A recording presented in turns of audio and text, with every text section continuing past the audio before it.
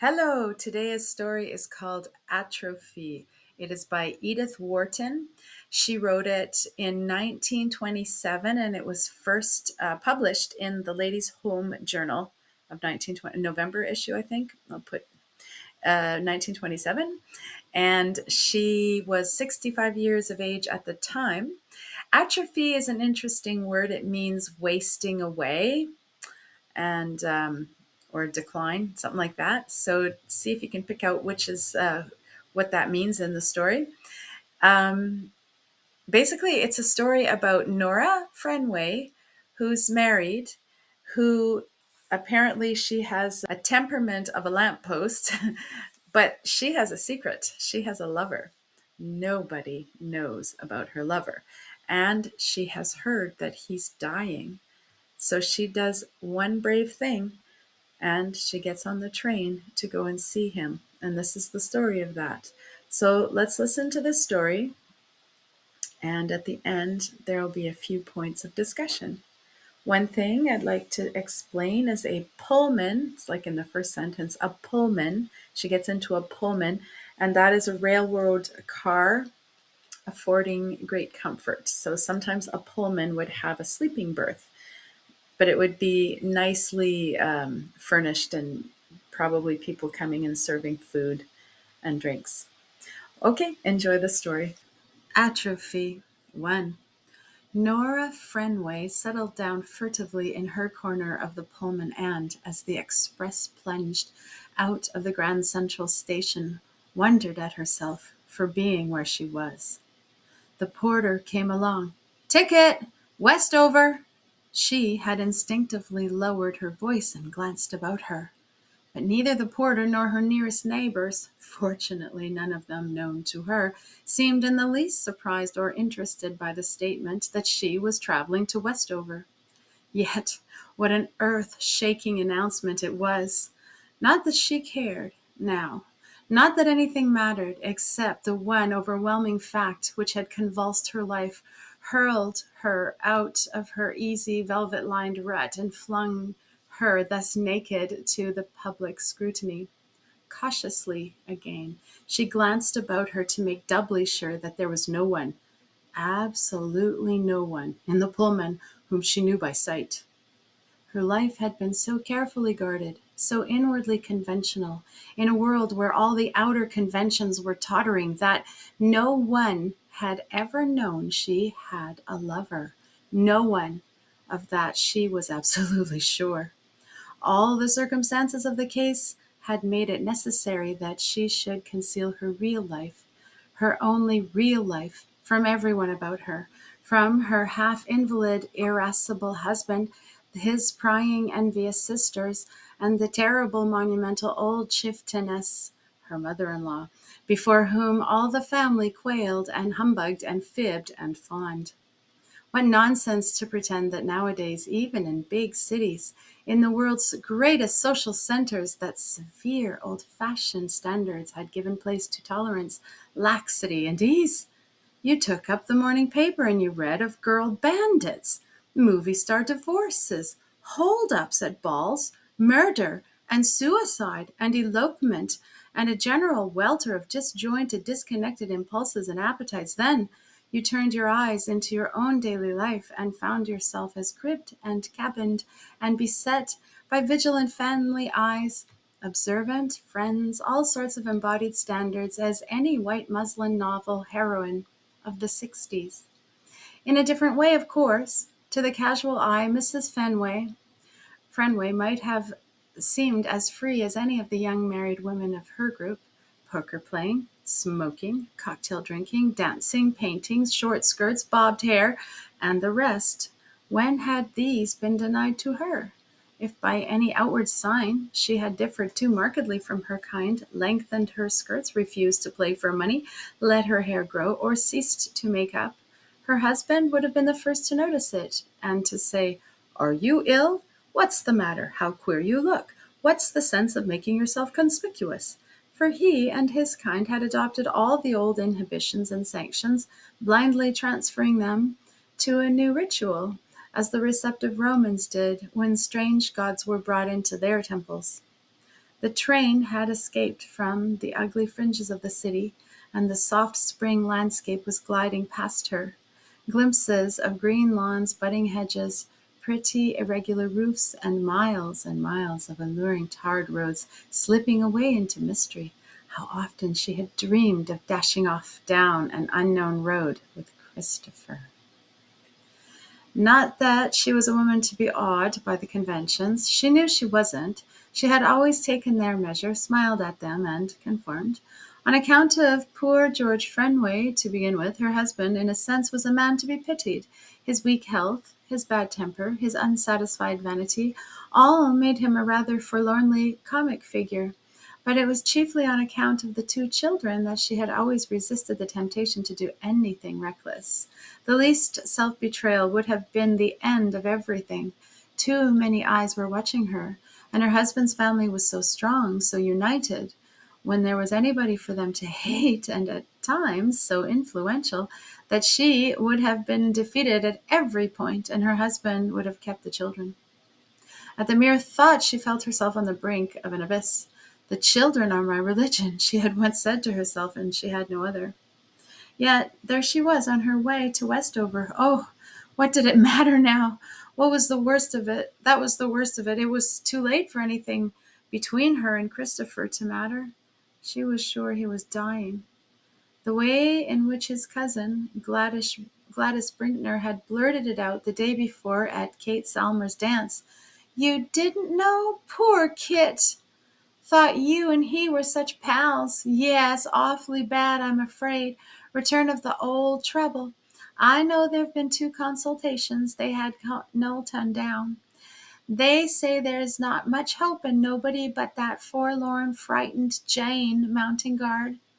Poor Christopher! His sister Jane Aldous, Nora suspected, forlorn and frightened as she was, had played in his life a part nearly as dominant as Frenway and the children in Nora's.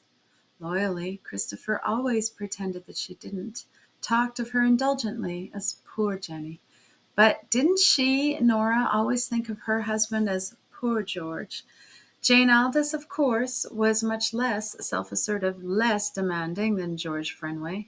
But perhaps for that very reason she would appeal all the more to a man's compassion. And somehow, under her unobtrusive air, Nora had, on the rare occasions when they met, imagined that Miss Aldous was watching and drawing her inferences. But then Nora always felt, where Christopher was concerned, that as if her breast were a pane of glass through which her trembling, palpitating heart could be seen as plainly as holy viscera in a reliquary. Her sober afterthought was that Jane Aldous was just a dowdy, self-effacing old maid whose life had filled to the brim by looking after the Westover place for her brother, and seeing that the fires were lit in the rooms full of flowers when he brought down his friends for a weekend. And how often he had said to Nora, "If I could have you to myself for a weekend at Westover," quite as if it was the easiest thing imaginable, as far as his arrangements were concerned. And they had even pretended to discuss how it could be done, but somehow she fancied he said it because he knew that the plan for her was about as feasible as a weekend in the moon. And in reality, her only visits to Westover had been made in the company of her husband and that of other friends 2 or 3 times at the beginning. For after that, she wouldn't. It was 3 years now since she had been there. Gladys Brinkner, in speaking of Christopher's illness, had looked at Nora queerly, as though suspecting something, but no, what nonsense.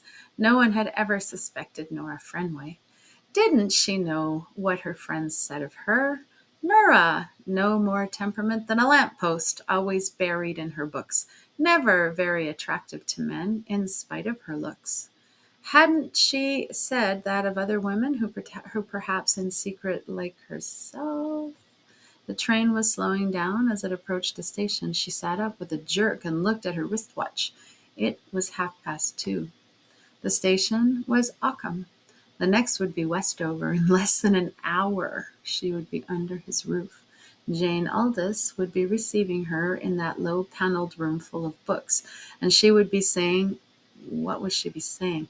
She had gone over their conversation so often that she knew not only her own part in it, but also Miss Aldis's by heart. The first moments would be, of course, painful, difficult, but then a great wave of emotion, breaking down the barriers between the two anxious women, would fling them together. She wouldn't have to say much to explain. Miss Aldis would just take her by the hand and lead her upstairs to the room. That room! She shut her eyes and remembered other rooms where she and he had been together, in their joy and their strength. No, not that. She must not think of that now. For the man she had met in those other rooms was dying. The man she was going to was someone so different from the other man that was like from that other man that it was like a profanation to associate their images. And yet the man she was going to was her own Christopher, the one who had lived in her soul, and how his soul must be needing hers, now that it hung alone on such a dark brink, as if anything else mattered at such a moment. She neither thought nor cared what Jane Aldis might say or suspect. She wouldn't have cared if the Pullman had been full of prying acquaintances, or if George and all of George's family had got in at that last station. She wouldn't have cared a fig for any of them. Yet, at the same moment, she remembered having felt glad of her own governess, whom she used to go and see twice a year, that she lived at Ockham, so that if George did begin to ask questions, she could always say, "Yes, I went to see poor old Fraulein. She's absolutely crippled now. I shall have to give her a bath chair. Could you get me a catalogue of prices?" There wasn't a precaution she hadn't thought of, and now she was ready to scatter them all to the winds. "Westover Junction!" She started up and pushed her way out of the train. All the people seemed to be obstructing her, putting bags and suitcases in her way, and the express stopped for only 2 minutes. Suppose she should be carried away off to Albany? Westover Junction was a growing place, and she was fairly sure there would be a taxi at the station. There was one. She just managed to get to it ahead of a traveling man with a sample case and a new straw hat. As she opened the door, a smell of damp hay and bad tobacco greeted her. She sprang in and gasped, "To Oakfield, you know, Mr. Aldis's place near Westover." 2. It began exactly as she expected. A surprised parlor maid, why surprised, showed her into the low-paneled room that was so full of his presence, his books, his pipes, his terrier dozing on the shabby rug. The parlor maid said she would go and see if Miss Aldis could come down. Nora wanted to ask if she were with her brother and how he was, but she found herself unable to speak the words. She was afraid her voice might tremble, and why should she question the parlor maid when in a moment she hoped she was to see Miss Aldis? The woman moved away with a hushed step, the step which denotes illness in the house. She did not immediately return, and the interval of waiting in that room, so strange, yet so intimately known, was a new torture to Nora. It was unlike anything she had imagined. The writing table, with his scattered pens and letters, was more than she could bear. His dog looked at her amicably from the hearth, but made no advances. And though she longed to stroke him, to let her hand rest where Christopher's hand had rested, she dared not for fear he should bark and disturb the peculiar hush of that dumb, watchful house. She stood in the window and looked out at the budding shrubs and the bulbs pushing up through the swollen earth. "This way, please." Her heart gave a plunge. Was the woman actually taking her upstairs to his room? Her eyes filled. She felt herself swept forward on a great wave of passion and anguish, but she was only being led across the hall into a stiff, lifeless drawing room, the kind that bachelors get an upholsterer to do for them, and then turn their backs on forever. The chairs and sofas looked at her with an undisguised hostility, and then resumed the moping expression common to furniture in unfrequented rooms. Even the spring sun, slanting in through the windows on the pale marquetry of a useless table seemed to bring no heat or light with it.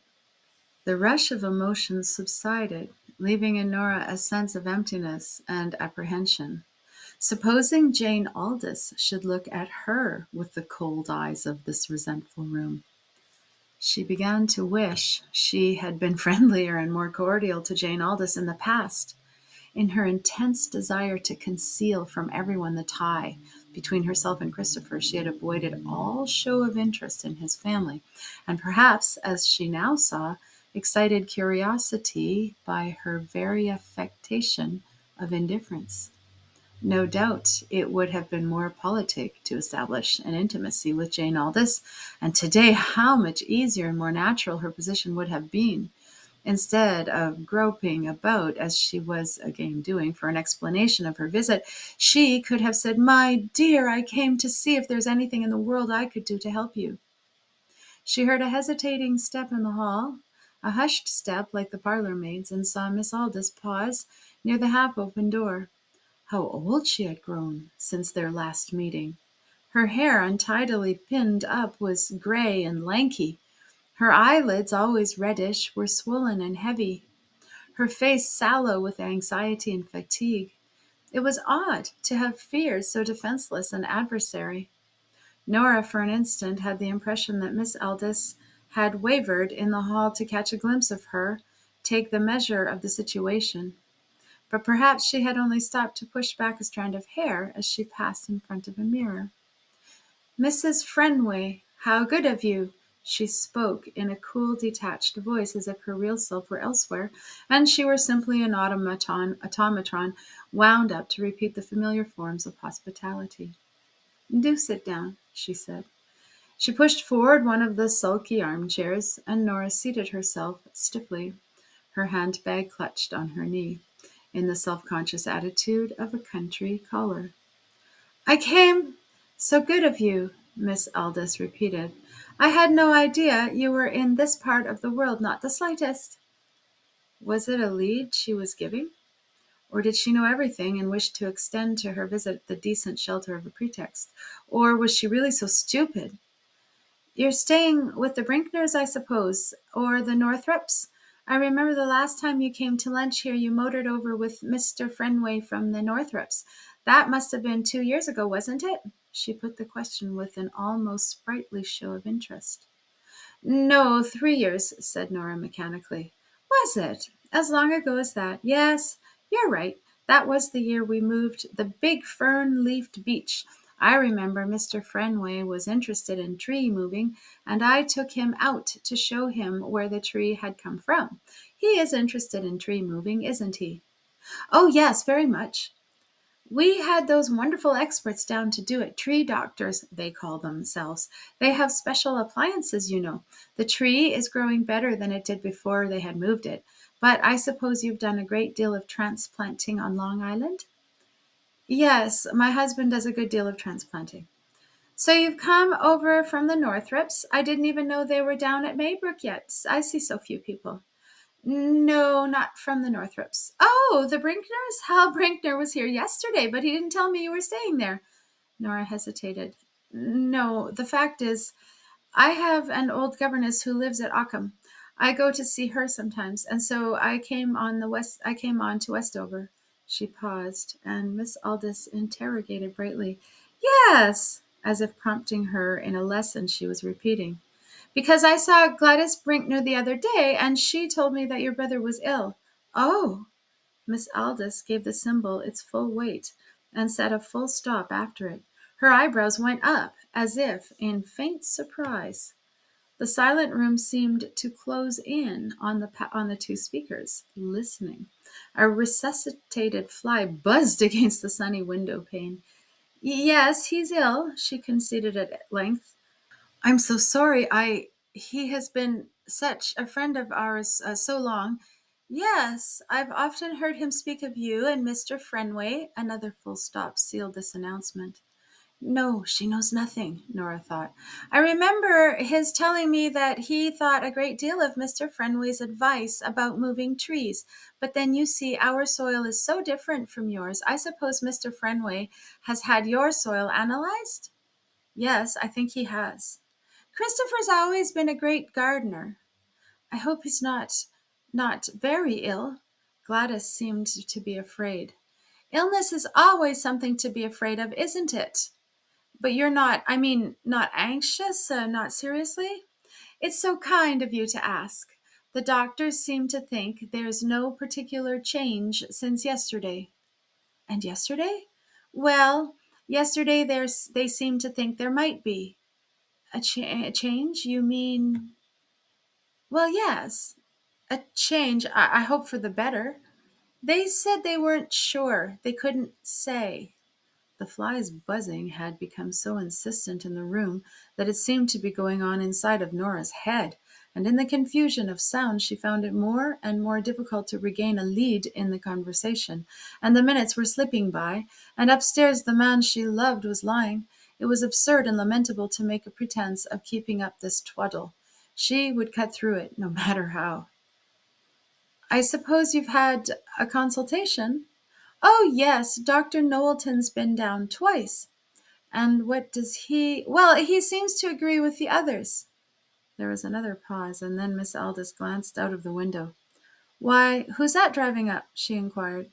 Oh, it's your taxi, I suppose, coming up the drive. Yes, I got out at the gate. She dared not add, for fear the noise might disturb him. I hope you had no difficulty in finding a taxi at the junction? Oh, no, I had no difficulty. I think it was so kind of you to come, not even knowing whether you'd find a carriage to bring you out all this way, and I know how busy you are. There's always so much going on in town, isn't there, even at this time of year? Yes, I suppose so, but your brother— Of course, my brother won't be up to any sort of gaiety, not for a long time. A long time, but you do hope. I think everybody about a sick bed ought to hope, don't you?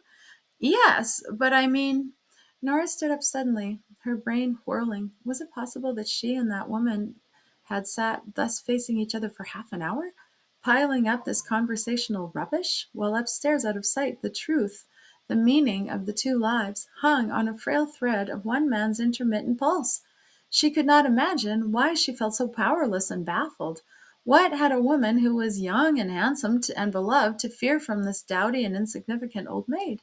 Why, the antagonism that these very graces and superiorities would create in the other's breast, especially if she knew that they were all spent in charming the being on whom her life depended.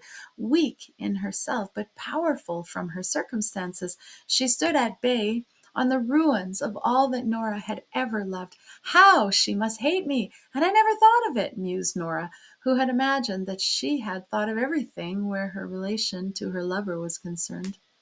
Well, it was too late now to remedy her omission, but at least she must assert herself, must say something to save the precious minutes that remained and break through the stifling web of platitudes which her enemy's tremulous hand was weaving around her. Miss Aldous, I must tell you, I came to see— How he was so very friendly of you. He would appreciate it, I know. Christopher is so devoted to his friends. But you'll tell him that of course, that you came on purpose to ask about him, as soon as he's a little bit stronger. But now. Tell him now that you called to inquire. How good of you to think of that too. Perhaps tomorrow morning, if he's feeling a little bit brighter. Nora felt her lips drying as if hot wind had parched them.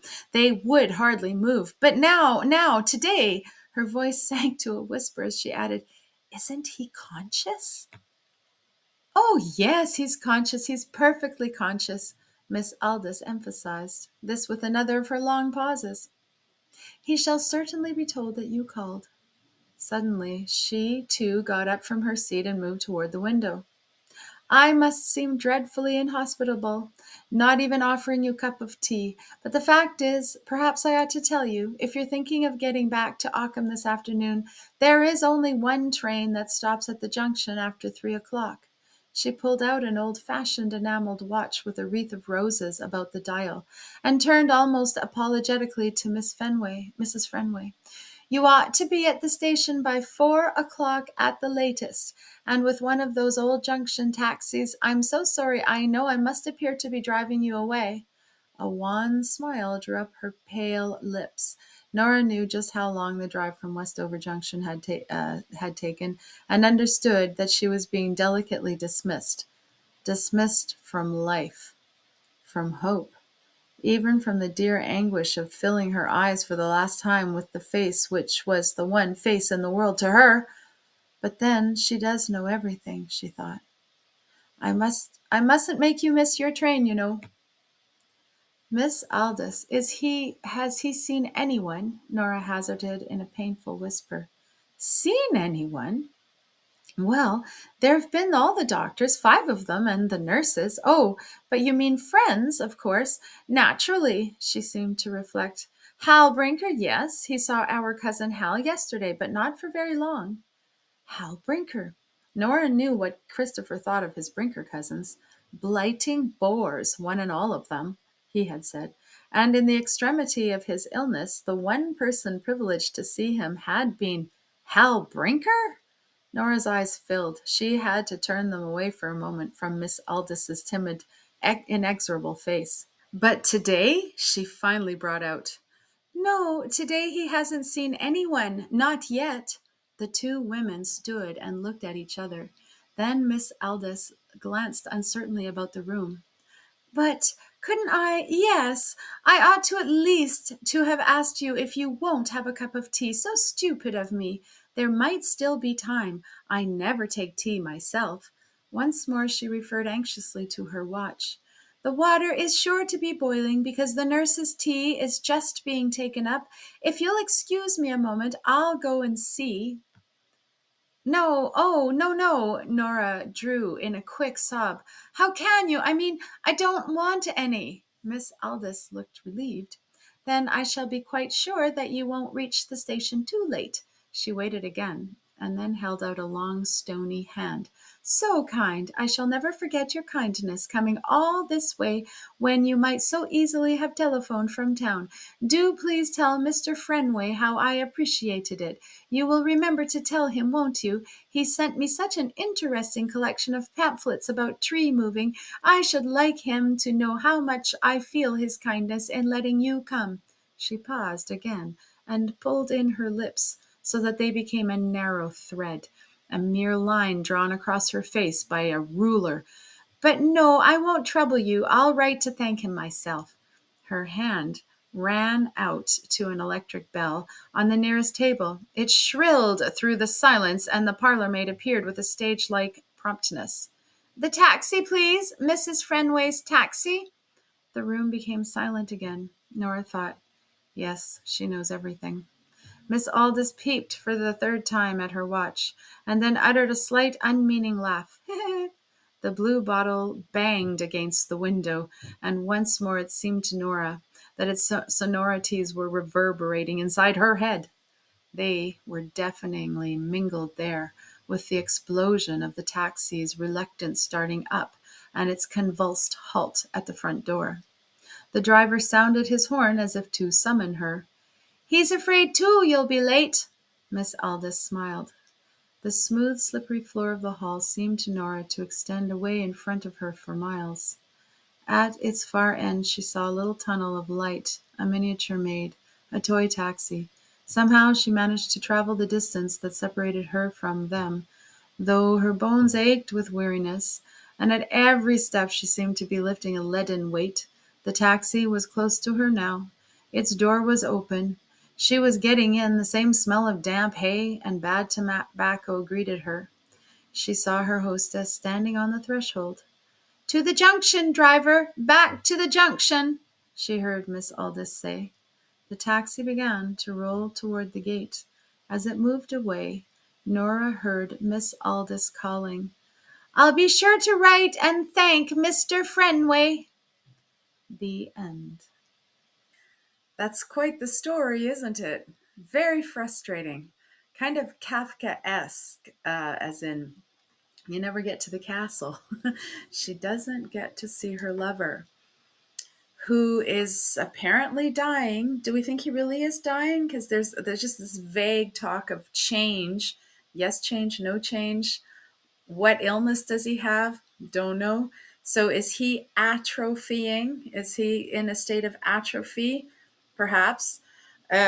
Jane herself, the sister, who's so weak and invalid and indecisive as she's first described, but turns out to be quite steely in her resolve of not allowing Nora up to see brother. So, but she appears to be much more in a, she looks so much older than the last time Nora remembered seeing her. And I took a picture, I found an archived copy of the magazine where this story first appeared. And so I'm going to put a picture up so you can see the picture of Jane not letting Nora see her brother without ever saying it. She didn't come right out and say, "You may not go up and see." She was very polite, but just in kind of an icky way. Well, who else is atrophying? Nora's will. That's the impression I got. Nora went there. She resolved to do something so brave and so unlike her. She broke protocol, got onto that Pullman, and off she went, and hoping nobody saw her. But then partway through the story, you feel her. She gets a little bit more courageous. She says, "I don't care if people see me." But she always has her backup story of going to see her old a person she used to work for at Occam, I believe. Well, I feel that maybe her will end her, because at the end she just sort of sees things in a distance and kind of goes automatically to the taxi, smells the hay, smells the tobacco, goes back. She'll have to invent a story of where she went, and who knows? We don't know what's going to happen. So it's one of those kind of stories where you see that the strong pull of the family, that strong Frenway family, with the mother-in-law who rules everybody, with the half-invalid husband who doesn't really care what Nora does as long as she doesn't stand out. So as far, you can smoke, you can drink alcohol, you can play cards, you can bob your hair. In fact, don't be too old-fashioned as to be conspicuous. So fit in. And she feels stilted, I believe. Well, I hope you enjoyed the story. I always enjoy anything that Edith Wharton writes, and I'll have another story another time. If you have any insights in the story, I'm sure I missed a lot. Well, I'd welcome your response.